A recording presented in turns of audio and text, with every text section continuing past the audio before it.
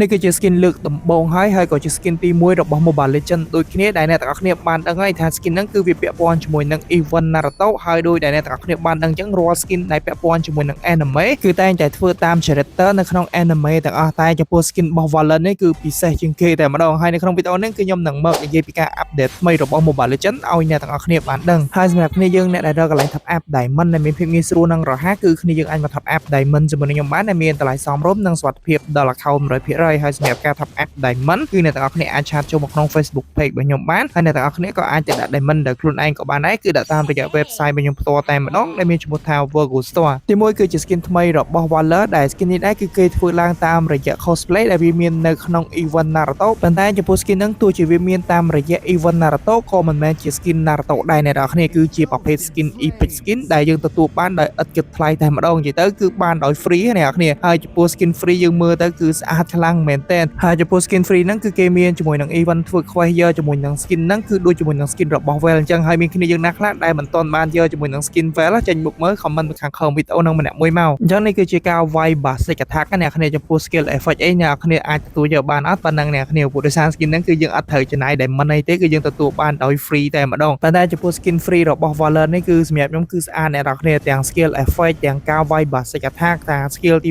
1ទី2ទី3អីចំពោះ effect skill គឺស្អាតខ្លាំងមែនទែនសម្រាប់ខ្ញុំគឺខ្ញុំឲ្យ10 លើ 10 តែម្ដងអ្នកគ្នាព្រោះដោយសារតែ skin ហ្នឹងគឺវាស្អាតអ្វីដែលពិសេសសម្រាប់ខ្ញុំគឺ skin ហ្នឹងគឺគេ free ឲ្យយើងអញ្ចឹងអ្នកគ្នានិយាយទៅគឺធ្វើតែ quest ទទួលបាន skin ហ្នឹងដោយ free តែម្ដងទី2គឺជា skin ថ្មីរបស់ Ship ដែលជាប្រភេទ skin season ទី40ហើយចំពោះ skin ហ្នឹងដែរក៏ជាប្រភេទ skin free ដូចគ្នាដែរអ្នកគ្នាហើយចំពោះ skin ហ្នឹងដែរគឺវាស្អាតខ្លាំងមែនទែនហើយសម្រាប់ season ទី39នេះគឺនៅខ្វះតែរយៈពេល1ខែទៀតទេគឺយើងនឹងបានជួបជាមួយនឹងបងប្អូន Epic Sin យើងម្ដងទៀតហើយប៉ុន្តែរាល់ថ្ងៃនេះគឺប៉ះបងប្អូន My Tech Sin នេះគឺពិបាកលេងជាង Epic Sin ទៀតហើយបើយើងនិយាយពី skill effect ទៅលើ skin របស់ ship នេះខ្ញុំគិតថាវាប៉ុណ្ណឹងគួរសមហើយអ្នកគ្នាជាទូទៅអ្នកទាំងអស់គ្នាបានដឹងហើយចំពោះ skin season skill effect គឺវាបានតែប៉ុណ្ណឹងទេវាមិនដូចជាមួយនឹង skin ដែលយើងចាយ diamond ទៅទិញយកជាមួយនឹង skin ហ្នឹងយកមកលេងអញ្ចឹងណាព្រោះដោយសារតែ skin ហ្នឹងគឺជាប្រភេទ skin free តែប៉ុណ្ណោះទី3ឥឡូវនេះគឺយើងបានដឹងហើយពាក់ព័ន្ធជាមួយនឹង skin ថ្មីដែលត្រូវជា skin final MVP ហើយចំពោះ skin final MVP ហ្នឹងគឺ Tadi misalkan satu pertanyaan terakhir ya, Light. Misalkan Chow tidak bisa diambil sebagai skin FMVP. Iya. Hero apa yang kamu mau pilih lagi selain Chow?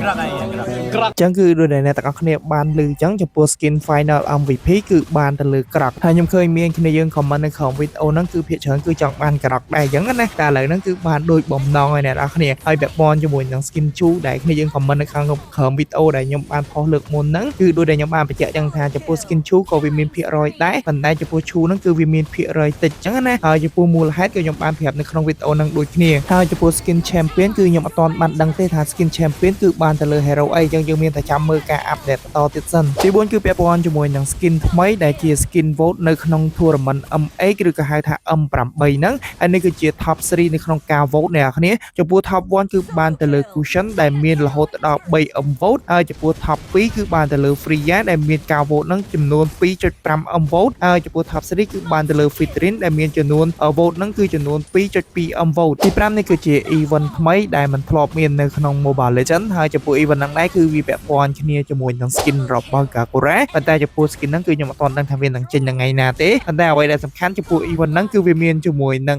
វគ្គឲ្យយើងលេងទៀតអ្នកគ្នាហើយនេះគឺជាវគ្គហ្នឹងដែលនៅក្នុងវគ្គហ្នឹងគឺគេឲ្យយើងមានគ្នាតែ3នាក់ទេអ្នកគ្នាហើយចំពោះការលេងហ្នឹងគឺអត់មានតែលេងជាមួយនឹង enemy អីទេគឺលេងជាមួយនឹង bot សុទ្ធតែម្ដងអ្នកគ្នាប៉ុន្តែចំពោះ bot ហ្នឹងវាមានអីប្លែកៗឲ្យយើងមើលអញ្ចឹងណាដូចជាការប្រើប្រាស់ skill ទៅលើ Hanabi អីអញ្ចឹងណាហើយមើលវាយជាមួយនឹងសត្វធំធំនិយាយទៅគឺវារៀងប្លែកដែរវគ្គនៅក្នុងហ្នឹងអញ្ចឹងណានិយាយទៅគឺវាសប្បាយលេងហើយមានជាមួយនឹង enemy នៅមើលដូចជាសៀនធានអ្នកគ្នាម៉ែអើយរៀងប្រប៉ិនយៈមើលបោះអីអូធំធំហើយអ្នកគ្នានិយាយទៅនៅក្នុងហ្នឹងគឺមានអីប្លែកៗឲ្យយើងឃើញអញ្ចឹងណាមើល band មើលអីអ្នកគ្នាហើយមើលគេបញ្ជាត្រីឆ្លាមចេញមកអូយនិយាយទៅគឺប្លែកនិយាយទៅបើដូចខ្ញុំធ្លាប់និយាយប្រាប់តែអ្នកគ្នាអញ្ចឹងបើមិនថ្មីមិនមែនមុនតន់ទេអ្នកគ្នាវាយជាមួយនឹងផាសា វាយអីអូដល់កយអ្នកគ្នានៅក្នុងហ្នឹងសិតតែជាមនុស្សជាអីចឹងណាហើយចំពោះវគ្គហ្នឹងគឺខ្ញុំអត់ទាន់ដឹងថាវានឹងចូលមកដល់ server ផ្លូវការរបស់យើងនៅថ្ងៃណាទេព្រោះដោយសារតែវាស្ថិតនៅក្នុង advanced server នៅឡើយទេទី6នេះគឺជារូបសំណាក thread ថ្មីដែលរូបសំណាក thread ថ្មីនេះគឺវាពាក់ព័ន្ធជាមួយនឹង event exorcist ឬក៏គ្នាយើងស្គាល់ថាជា skin ចាប់ខ្មោចទេអ្នកគ្នានិយាយទៅនៅក្នុង event ក្រោយនេះគឺខ្មោចសុទ្ធតែម្ដងអ្នកគ្នាព្រោះដោយសារទាំង thread ទាំងមុខមាត់ skin ដែលត្រៀមចេញមកសារក្រោយនេះគឺ